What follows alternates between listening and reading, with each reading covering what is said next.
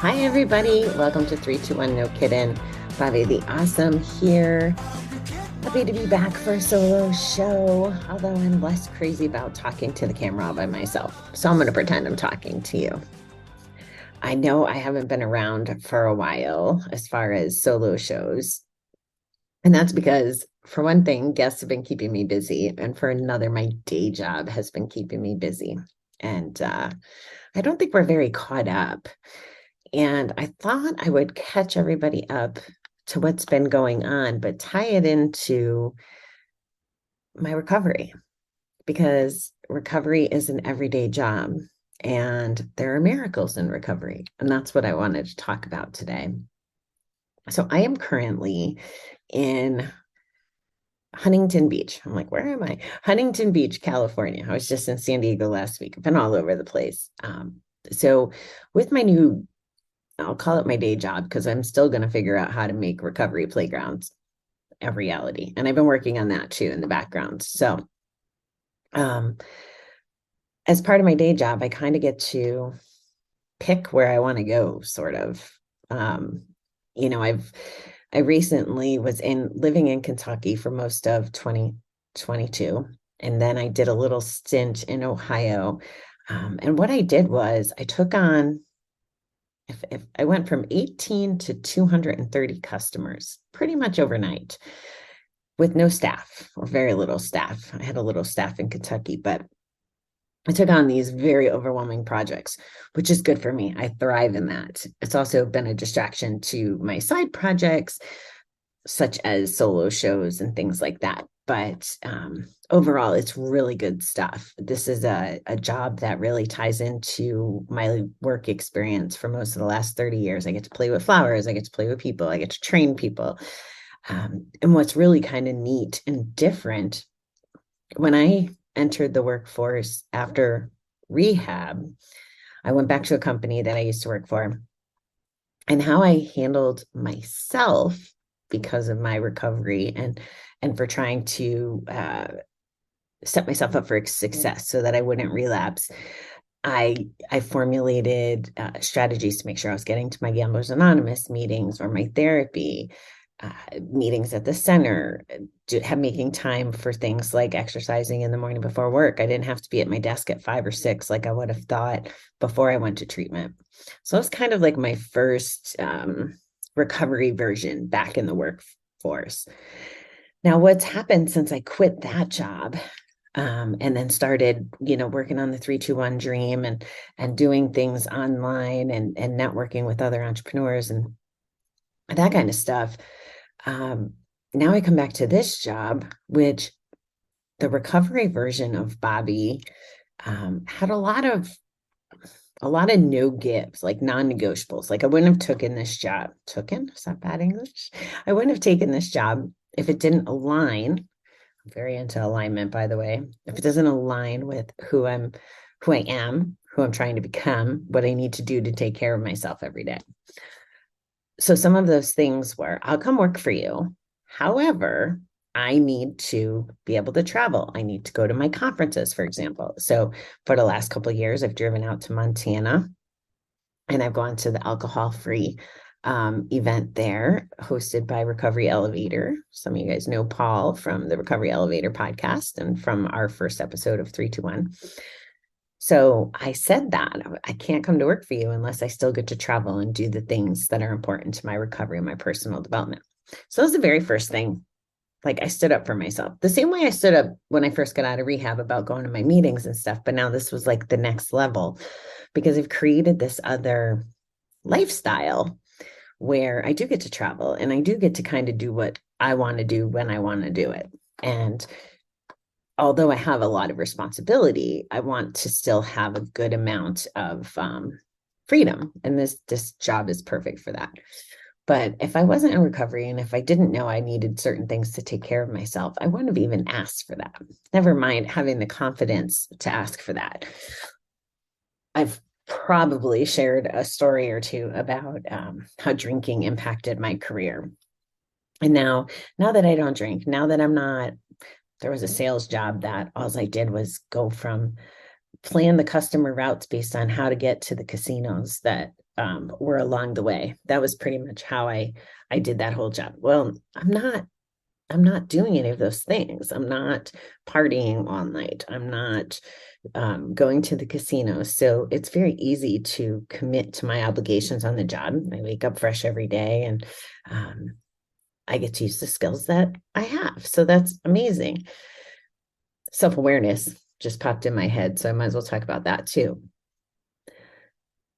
Knowing what I am capable of, knowing what I do need to nourish my soul and my health and my recovery is all part of what I've been learning the last few years. So there's having the self-awareness to know what you need and then following up and doing what you need. So that's kind of what I've been doing. So now Oscar, and I've told you guys this line before because I love it. He always say, if you quit gambling or you're in recovery, you can have a life beyond your wildest dreams. And I've just embraced that mantra ever since hearing it. And why I'm in California is I've said this my whole life. Like, I did not want to live in the cold of Connecticut, the cold of upstate New York. I just wanted no part of the cold. So I'm like, I've been writing my goals. I will live in warm places in my RV. Someday it'll be my RV. Right now it's hotels and Airbnbs and all these kinds of things, and that's fine. It's not time for my RV because of the way things are going, and that's totally cool.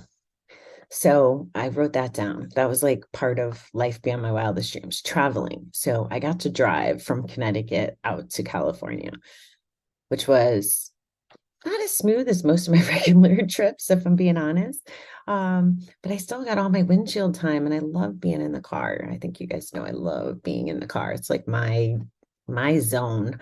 Um, I read a book about zones and zone of genius, and flowers and grocery is definitely like my work zone of genius, but my Bobby fill my cup zone is definitely in the car, listening to books, music, thinking. There's times I shut off the radio and the noise and just think. And I can usually tell when I need to think because my brain is racing and I don't hear the song or I don't hear the thing that's playing. And I digress as always. So living a life beyond my wildest dreams. One of the slogans in the rooms is do the next right thing. And the last few years have been challenging to say the least. That's why, I'm working on the book, Recovery Rock Bottom, because it's like, wait a minute. I thought if I'm in recovery, everything is perfect. Like it becomes easy, right? If I didn't drink and I didn't gamble today, well, then everything should be rainbows and unicorns. Doesn't really work that way, guys. And that's okay. And you've been with me for a lot of my ups and my downs and my wackiness, and you could tell by how present I am with the show or not. Some things were worse than others. And recently, well, not too long ago, maybe in the last month or so, I'm working on another project with my niece. And I had said to her, now, of course, this changed since I said this to her, but I'll get into that on another show. But I had said to her, I was like, look at us, like we're growing and evolving and thriving, and nothing's bad's happening. So here's my point. When we are going through shit, right? Like people in the hospital, people dying, drama, all those things. We have to remind ourselves to get through it. We're like, oh my God, we're strong. We can do this. Everything happens for a reason. All the voices that we have in our heads. But when things are going right, do we take the time to notice? Not generally. And I'm sure that's not everybody. And that's part of like why going to meetings is good sometimes to practice gratitude because when I got back involved in Louisville, I was going to GA meetings at least once a week as a general rule. And I went to a couple of the events and I love the GA family and community there. It was very lovely. And I'm going to be in contact with them for a long time, just like my Kansas City family.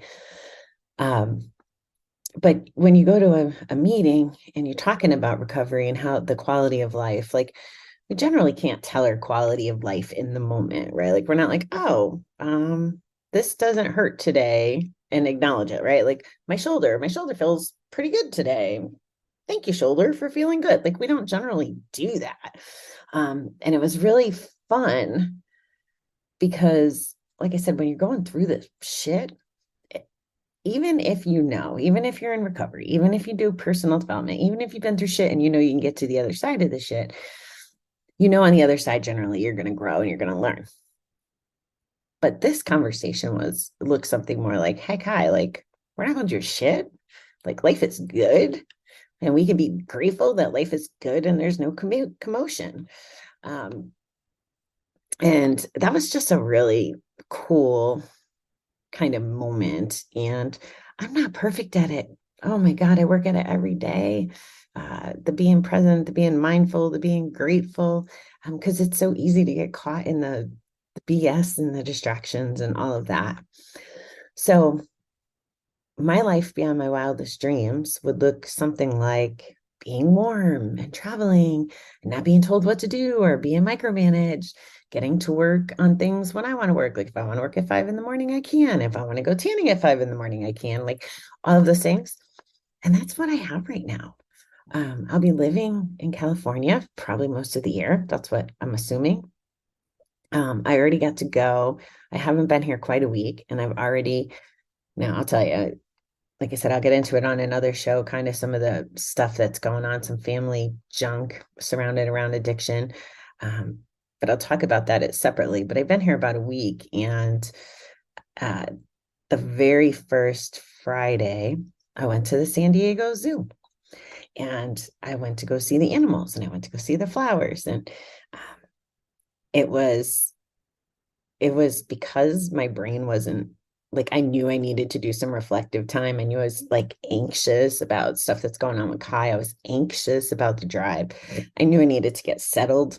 I was anxious because my poor car, my car has so many things in it. Like I got a storage unit this week and I didn't even know how I fit all the things in my car. Um, so anyway, so I was just anxious. I was feeling claustrophobic because my car was still packed. And so I went to the zoo and I walked around, and um, I I thought because it was a school day, there wouldn't be that many kids running around, but I underestimated the power of toddlers. So there was a lot of screaming and a lot of loosey-goosey kids and stuff. But I did, I took the time to be present, to take lots of pictures of the cool flowers, um, and the animals where I could see them. And I maybe talked to a couple of them, like true Bobby style. So that was the first thing I did. And then from COVID and from my online learning, I've met so many people, so many people. And I know a lot of people that live in California, whether I've interviewed them on the podcast or met them on recovery retreats, or there was one of the guys from the group even lives out here. Like so many cool people. So one of the girls that I met in a business, like an online environment, learning environment, coaching environment, lives out here. And I posted on Facebook, like the map of me going from Connecticut to California. And she's like, oh, you should come to San Diego. And I'm like, oh, I'll be in San Diego the first weekend. And we went on a trolley ride, and it went all around San Diego. And we started in Old Town, and we went and I learned a little bit about military and the ships, and we went to Coronado, and we just did all these things that I would not have normally done. Old Bobby would have never spent money on zoo admission, or I went to one of the places that was pretty cool, but it started raining and there wasn't enough time, was this place called Balboa Park, which has a bunch of museums, but it also had a Japanese garden, and it was $14 to get in. Now, it was off season, and there's still this part of me, right? Because I have a damaged relationship with money for so many reasons. I was like $14 just to like walk around. But I did it and I was okay with it. And I was like, yeah, I deserve to spend $14 on myself. Um, and I found a treasure there, actually. I found the goddess of mercy and compassion. Um, I actually didn't know what she was, in this garden. She's like this big statue, and there's a story about her being restored and stuff. But I needed the reminder about compassion and mercy for myself and for others that day. So that alone made it priceless and worth the $14. So I digress. Anyway, so I went back the next day for this park and stuff. And um, these are experiences like I'm trying to put myself into and I'm trying to enjoy. And when I lived in Kansas City, I used to tell everybody at the bar, like I tried to get outings outside of the bar, even when I was still drinking. It was like, we can do more than sit on a bar stool. I guess that's just part of my makeup. It's not even just recovery. But I'd be like, explore Kansas City, like you're a tourist. That was my line. And that's where I learned it because there were so many cool things to do in Kansas City. Now, I wouldn't have probably known or explored them myself, but whenever I got company, I'd want to entertain them and do things. So when Tara came out, she was like one of my partying friends. So we would go do partying things. We went to the amusement park. We golfed. Um, we definitely ate out a lot. We went to St. Louis one day. Like we just did things we would do at our age. But when my 60-something-year old uncle came, we went to a football game, we went golfing. And then when the 2-year-old nieces, well, I guess they're cousins, came, we went to Legoland. So, like, there was all this activity to do in Kansas City. Now, if you've been listening to me for a while, you know that I'm not going to watch the news or the radio or even count on social media for all the negativity and opinions and blah, blah, and what's going on and what's wrong with the world. I'm just not going to do that. I am, however, going to learn by being present and involved. So, for example, I didn't get to go to all the museums, but there was museums or being by the seaport in San Diego and learning about the ships and what wars they were involved in or what cool feats they had. I can do all that in the experience. I don't want to read about that stuff. This is just me. But it's more fun. Like Coronado Island, like was a bridge without sides, which was a little scary. But it was beautiful out there. And there was this hotel called the Dell, which you probably heard of. My sheltered self never heard of it before going to it, but it was made without metal nails, this whole big, gorgeous thing. So being immersed in these experiences, this is the life beyond my wildest dreams. I didn't have to pay to come here, to come to San Diego like a trip. I got a job that makes it so that I'm able to. And instead of just sitting in my hotel room or wasting the minutes of a day in front of a television, I'm going outside. I want to get the nature. I want to see the beauty. I want to have the calm. And I want to explore and experience life. Like I've said it, and this line stuck with me when I was driving. I'm going to cough real quick. I was driving, and this phrase, "be alive to live," popped in my head. And what do I mean by that? Like, there's so much stuff about suicide or just addiction in general. If we're going to be alive and we're going to be addicted, almost like, what's the point? I know that sounds really harsh, but like, what's the point? Or if we're in recovery or we stop doing the thing and we're not embracing moments, whether it's with family or adventures like I like to take, again, what's the point? And I've felt this way for such a long time. Back when I was gambling, I remember a moment very clearly. And I'm like, what the fuck is the point? It was getting really towards the dark days. It was like, what am I doing? I work to get money, to gamble, to pay my rent, and to pay my car so that I could have a car and a place to stay to go to work. Like it was this cycle. And I'm like, what's the point? What's the point? What's the point? And I know that suicide isn't just about like, what's the point stuff. That's not what I'm trying to say. But I'm trying to say that we have these opportunities to really live and embrace life. And I probably would have argued when I was drinking, oh, I'm embracing life. I've done X, Y, Z. I've been here and there. But quite honestly, when I reflect back, like Zumba conventions, for example, I used to go to Florida all the time, but I was hammered the whole convention. So I wasn't getting the workout. If I was drinking away the calories anyway. But I can't tell you what happened. I'd fall asleep before the parties or I'd pass out or whatever. It was just a shit show. So yeah, I did things, but I wasn't living. I was just numbing out at a different place. So that was kind of what I wanted to talk about today. Be alive to live. Um, in recovery, you can have a life beyond your wildest dreams. I know because I'm having it, even after all the yuck the last couple of years. And there was a lot of yuck. I know it. Um, it feels good to be over the hump. Like there's going to be more challenges. I'm going through one right now with my niece. Um, but I'm going to handle it different than I did before.